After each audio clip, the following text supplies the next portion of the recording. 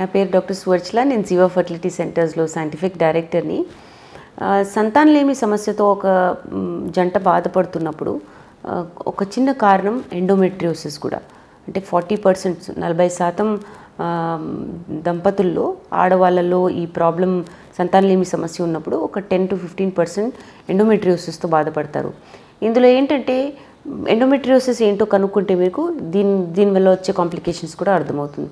బేసిక్గా గర్భసంచిలో ఉన్న టిష్యూ ఏదైతే పీరియడ్ కింద బయటకు వస్తుందో అది వేరే ప్రాంతంలో పెరగడం స్టార్ట్ అవుతుంది అనమాట. ఎండోమెట్రియోసిస్లో అది ట్యూబ్స్ మీద ఉండొచ్చు, అండాశయాల మీద ఉండొచ్చు, పొట్టులో ఉండొచ్చు, కొందరికి చేతుల మీద కూడా చూడడం జరుగుతుంది.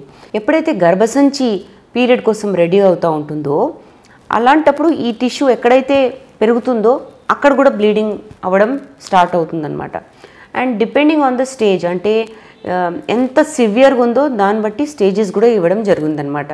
చాలా సివియర్గా ఉంటే గ్రేడ్ 3, గ్రేడ్ 4 వేస్తారనమాట.